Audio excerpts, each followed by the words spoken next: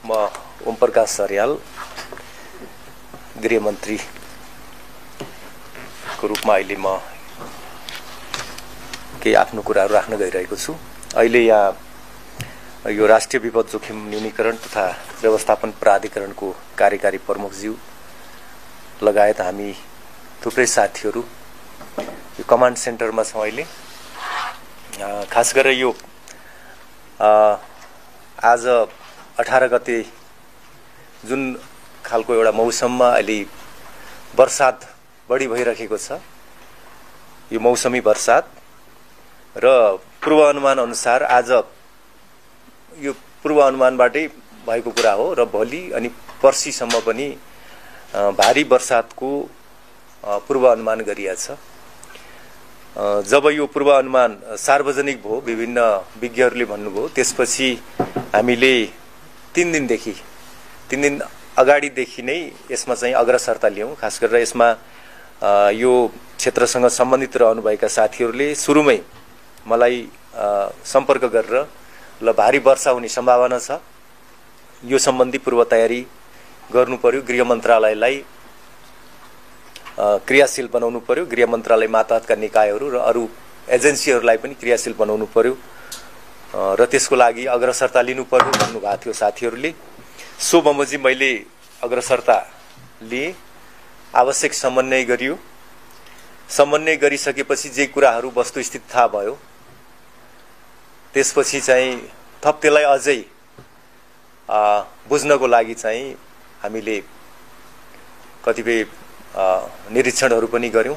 हाम्रो तयारीको अवस्था के छ, समन्वयको अवस्था के छ भनेर मन्त्रालयबाटै पनि हामीले कार्यक्रम आयोजना गर्यौं। एउटा जुम मिटिङ गर्यौं 77 जिल्लाको प्रमुख जिल्ला अधिकारीज्यूहरूलाई राखेर। त्यसपछि हाम्रो सबै सेक्युरिटी एजेन्सीहरू, सुरक्षा बलहरू, नेपाल आर्मी, नेपाल प्रहरी, त्यसपछि सशस्त्र प्रहरी बल नेपाल, राष्ट्रिय अनुसन्धान विभाग, जल तथा मौसम विज्ञान विभाग, विपद व्यवस्थापन प्राधिकरण र मन्त्रालयका विभिन्न अरू महाशाखाहरू र सम्बन्धित अधिकारीहरू सहित बसेर हामीले समीक्षा गर्यौं।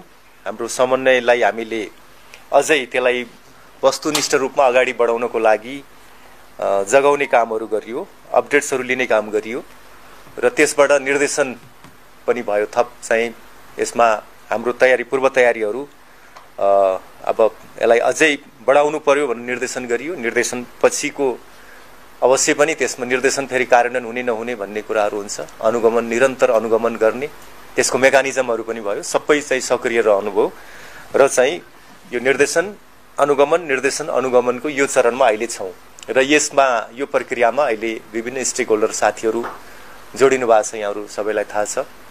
अहिले 3 दिनको लागि 18, 19 र 20 को लागि चाहिँ यो लामो दूरीको सवारीहरूलाई अहिले बन्द गरिएको छ। काठमाडौँ प्रवेश गर्ने र काठमाडौँबाट बाहिर जाने सवारीहरूलाई पनि बन्द गरिएको छ।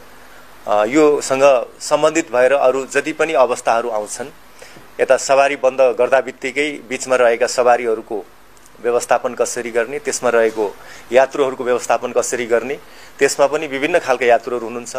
कोही चाहिँ सुत्केरीको व्यथा लागेको हुन सक्छ, उहाँहरूलाई कसरी सर्भिस दिने, जहाँ हुनुहुन्छ त्यहीबाट। अरू कतिपय बिरामी हुनुहुन्छ, उहाँहरूलाई सम्बन्धित ठाउँमा कसरी पुर्याउने।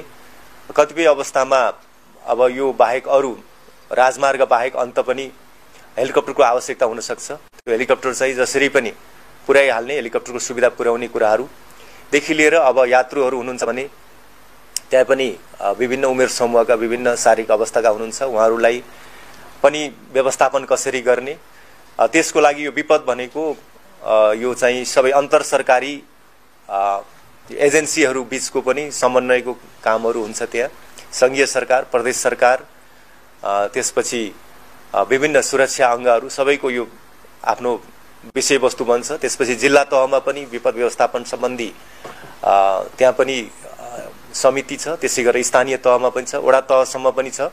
वडा तहसम्म पनि यसको बजेट र केही स्रोत साधनहरू छ। कतिपय अवस्थामा ट्रेन ह्युमन रिसोर्स छ, कतिपय अवस्थामा एउटा बेसिक मात्रै ट्रेनिङ लिएको अथवा ट्रेनिङ नलिएको भए पनि स्वयंसेवकहरू केही बेसिक ट्रेनिङ सहितको स्वयंसेवकहरू हुनुहुन्छ, विभिन्न सङ्घ संस्थाहरू यसमा डेडिकेटेड हुनुहुन्छ। उहाँहरू सबैको चाहिँ सहकार्य यसमा वृद्धि गर्नको लागि निर्देशन गरिएको थियो। खास गरेर यसमा यो अहिले नागरिक र सरकारको बीचको केही सम्बन्धमा अझै सुदृढ हुनुपर्छ, बीचमा केही कमी कमजोरीहरू भए अब यो विपदको बेलामा यो सहकार्यलाई बढाउनुपर्छ र त्यसबाट केही न केही हामीले सृजनशील भएर अगाडि बढ्नुपर्छ, केही हामीले नयाँ लेसन लर्न पनि गर्नुपर्छ, त्यसलाई मजबुत बनाउनुपर्छ भन्ने पनि हाम्रो धारणा रहेको थियो। त्यस कारणले गर्दाखेरि पनि अब नागरिक अथवा सामुदायिक संस्थाहरू, अरू विभिन्न व्यावसायिक सङ्घ संस्थाहरू, यिनीहरूसँगको सम्बन्ध सुरक्षाकर्मी र राज्यका अरू जुन ब्युरोक्रेसी छ, अरू यसमा त अब राजनीतिक दलहरू पनि विभिन्न संयन्त्रहरूमा जोडिन्छन्। उहाँहरू सबैले अब एउटा नयाँ ढङ्गले यसमा सहकार्य गर्नुपर्छ, एउटा समझदारी विकास हुनुपर्छ भन्ने पनि एउटा अपेक्षा रहेको छ।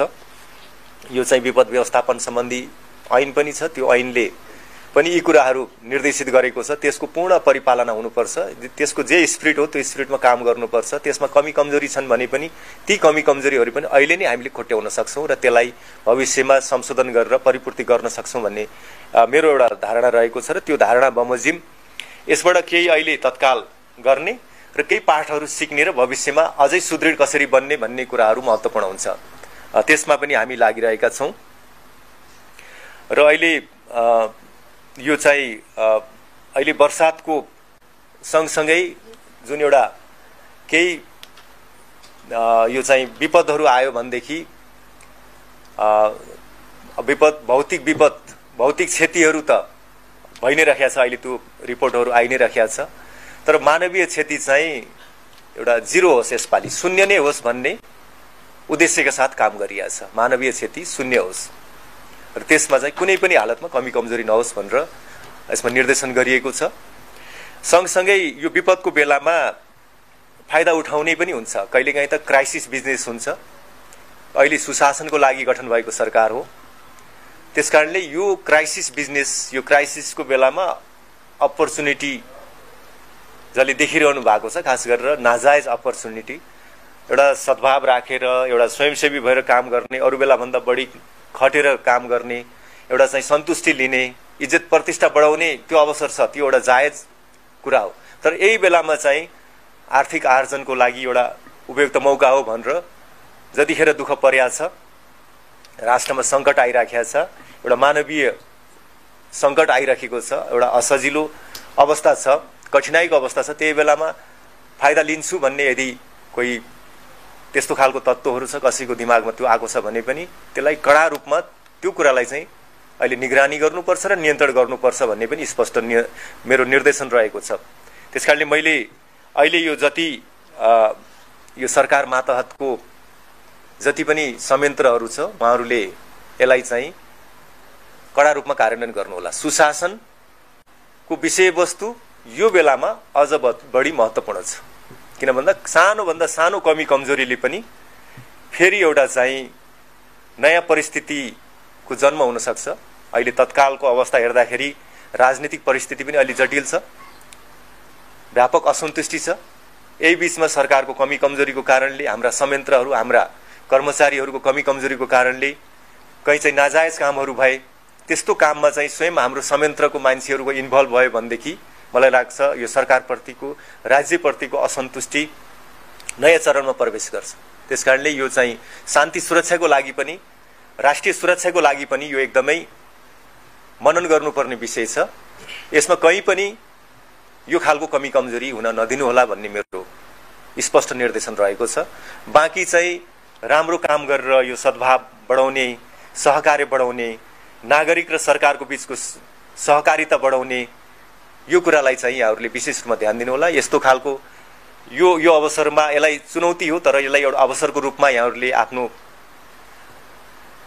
कार्य सम्पादनलाई उच्च स्तरमा लानुभयो भने राज्यले पक्कै पनि यहाँहरूलाई सम्झिनेछ, जनताले पनि सम्झिनेछ, पुरस्कृत पनि हुनुहुनेछ।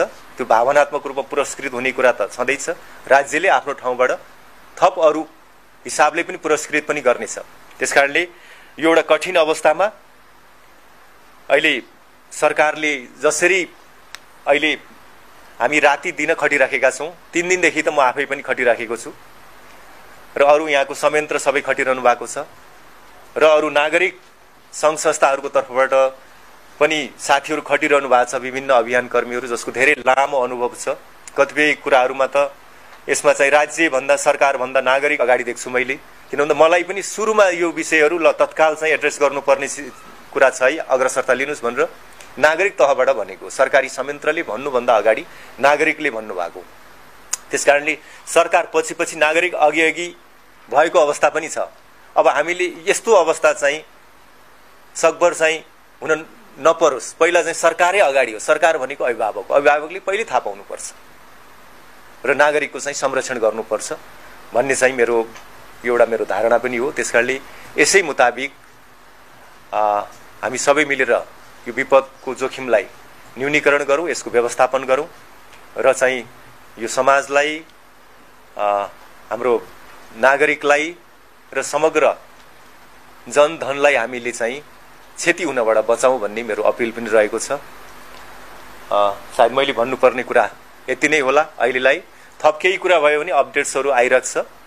केही यसमा थप समन्वय चाहियो, अरू चाहिँ एजेन्सीहरूको माथिल्लो तहमा कुरा गर्नु पर्यो भनेदेखि म जुनसुकै बेला तयार छु। कतिपय नीतिगत निर्णय लिनुपर्ने छ भने पनि समयमै त्यो कुराहरू हामीले थाहा पाउनु पर्यो र हामीले नीतिगत निर्णय र माथिल्लो तहमा गर्नुपर्ने समन्वयको लागि चाहिँ मैले आफूलाई यसमा 24 घण्टा मैले आफूलाई ओपन राखेको छु। राति निन्द्रामा पनि फोनको घन्टी बज्यो भने पनि म त्यसलाई रेस्पोन्स गर्छु र नागरिकको जीवधनको सुरक्षामा हर हमेसा सरकार तयार छ भन्ने कुराको सन्देश पनि दिन चाहन्छु।